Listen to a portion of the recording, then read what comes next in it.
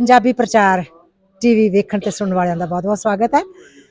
इस वेले असी गुरुद्वारा पंजा साहब विच हसन अबदाल विखे खड़े आ ते उत्थे आईयां संगतां दे विचों असी सरदार जी नाल साडी मुलाकात होई ते उन्हां दी मुलाकात असी तुहाडे नाल करवा रहे हैं। सत श्री अकाल वीर जी। सत श्री अकाल जी। सत श्री अकाल सुनने वालियां नूं भी जी आया नूं तुसी इस गुरुद्वारा पंजा साहब विच अपना मेल होया गुरुद्वारा पंजा साहब विच अपना मेल होया आपां रस्ते विच भी रेस्ट रूम दे विच मिले सां ते इत्थे जदों आए तुहानूं देखिया। सो वीर जी प्लीज थोड़ी जी अपनी पहलों तां दसो कि कदों ते कित्थों आए? मैं जी हुण इस वेले ते कैनेडा तो आया 24 फैबररी नूं इत्थे ते क्रॉस किया वाघा तो 24 नूं ते ननकाना साहब गए हैं। ननकाना साहब तो अज असी इत्थे आ गए हैं to celebrate my marriage anniversary. तुसी अपनी मैरिज एनिवर्सरी मनाउण लई इत्थे आए ने ते तुहानूं क्यों लग्गिया कि मैनूं मैरिज एनिवर्सरी मनाउण लई गुरुद्वारे 'च जाना चाहीदा है? गुरुद्वारा एक साडे वास्ते वो चीज़ है जिथे कि असी मिल के संगत दे विच बैठ के सारिਆਂ ਨੂੰ कहिए तो संगत दे नाल ही साडी सिੱਖੀ यही कहती है कि रब जब तू याद करना तो संगत विच बैठ के याद करो। तो इस तरीके नाल मेरा ये फर्ज सी कि मैं इत्थे आवां। दिल नूं बड़ी चाह सी कि जाइए तो बाबे दे उत्थे दरबार दे च जाके नतमस्तक होइए। तुसी हुण इत्थे पहुंचे हो, तुसी जदों उत्थों तुरे सी तुहाडे मन दे विच किहो जिहा विचार सी कि मैं उत्थे जावांगा, पता नहीं किस तरह दा साडा स्वागत होएगा, गुरुद्वारियां दा किहो जिहा रख रखाव जां जो भी तुहाडे मन दी भाव सीगा इत्थे आके तुहानूं किंज दा महसूस होया?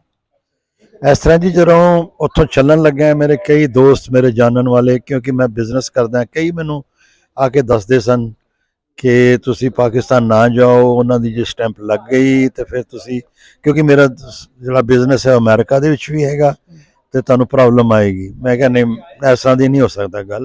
जो तुसी होर दूसरे मुल्कां चले जांदे हो अपने दुश्मन मुल्कां दे विच ते पाकिस्तान ते साडा अपना सानूं ते अपना ही लगदा जी।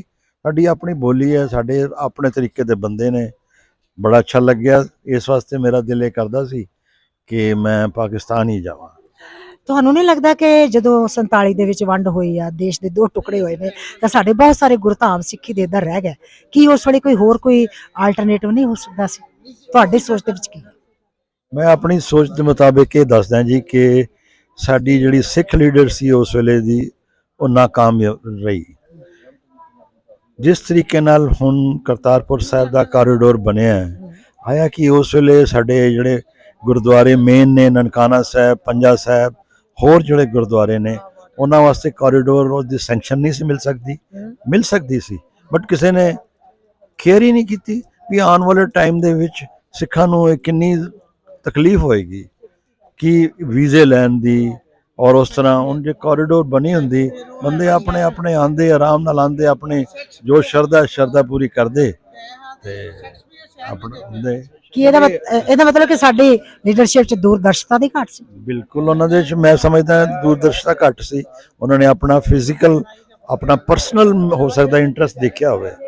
इत्थों दे देखो सिख इन्ने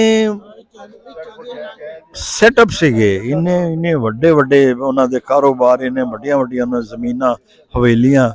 तुसीं सोचो कि उन्होंने उत्थों उठ के उत्थे जाना पिया या उत्थों दे मुसलमानां नूं इत्थे उठ के आना पिया तो बड़ा अजीब जिहा लगता है जी। सोचण नाल ही बड़ा अजीब जिहा लगता है पर जिन्हां ने ये सफ़र किया वो तो बयान नहीं हो सकता।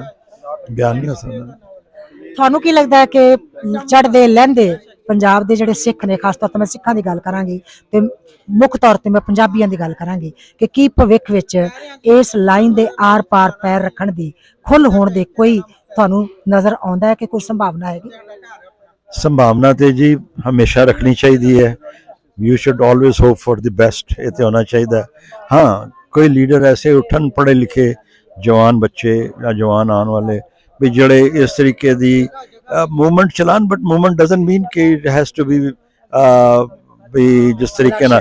हाँ जी ये होना चाहिए गौरमेंटा नाल मिल के गलबात करके जड़ियाँ वड्डियां ऑर्गेनाइजेशनस ने उन्होंने तैयार करन ते भी गुरधामां दे जान दे वास्ते इधर वालियां नूं इंडिया दे इन्हां दे हैगे ने अजमेर शरीफ हैगा निज़ामुद्दीन शरीफ हैगे ते इस तरीके नाल ही साडे इत्थे ने दोनों पासियां दी खुल होनी चाहिए है और बंदे सारे इक्को जिहे ने और सब वधिया ने।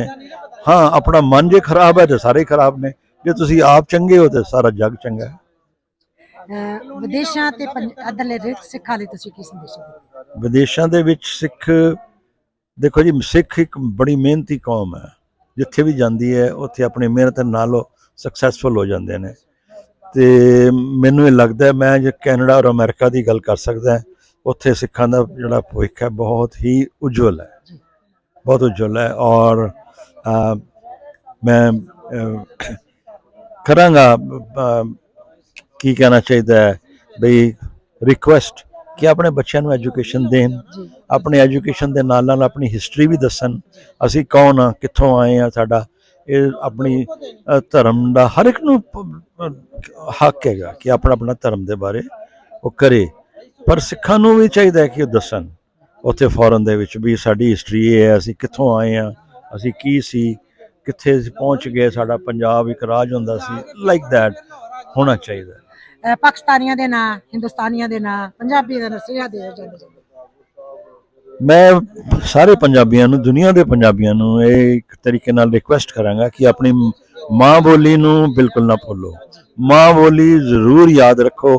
ਤੁਸੀਂ ਕਿਸੇ ਵੀ ਧਰਮ ਦੇ ਹੋ, ਕੋਈ ਵੀ ਹੋ, ਸਿੱਖ ਹੋ, ਮੁਸਲਮਾਨ ਹੋ, ਹਿੰਦੂ ਹੋ, ਬੋਧੀ ਹੋ, ਜੋ ਮਰਜ਼ੀ ਹੈ, ਆਪਣੀ ਮਾਂ ਬੋਲੀ ਨੂੰ ਨਾ ਭੁੱਲੋ।